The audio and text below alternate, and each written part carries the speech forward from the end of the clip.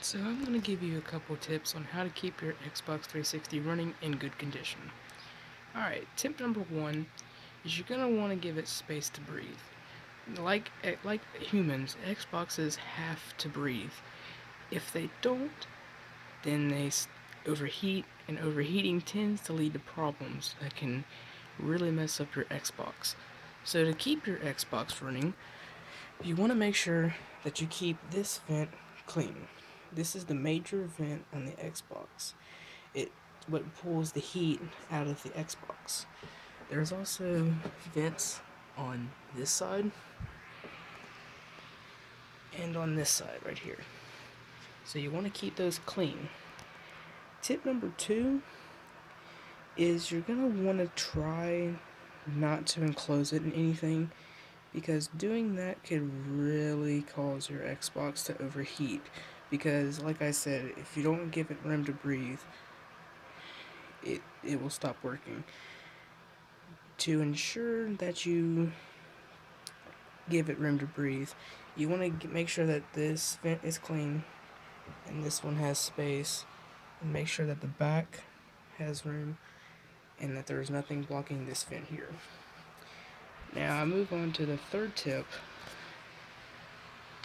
Do not ever try to attempt to mess with the disk tray in any way except for using this button to open it and close it. Now that means, try not to put something in there that shouldn't be in there, something other than an Xbox game. You can play movies, but you just leave it at movies and games. Don't try to do anything that would mess up the tray, because if it gets stuck, then you're going to have a hard time trying to get it to close. Tip number 4, don't damage your Xbox 360 controller. This controller controls this. If this gets messed up in any way, then your Xbox won't work right. You'll have trouble with your Xbox, it won't work right, it'll do things you don't want it to. So keep your controller working, and always make sure that you keep the batteries charged. A full charge will last roughly anywhere from 5 to 7 days, depending on how long you play it. Alright guys, that's about all the tips I have, except I have one other tip that I forgot to mention here. On your Xbox 360, I've heard a lot of people complain about hearing vibration noises. To solve this, number one, check your power supply fans, because they get clogged with dust pretty quickly, because they have to supply the power to the back of the Xbox.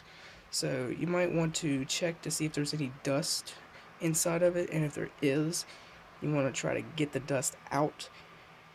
If that's not the problem and it's your Xbox, usually it's like the DVD drive or something, it's not, it tends to vibrate a lot, then what you can do, and I've done this often,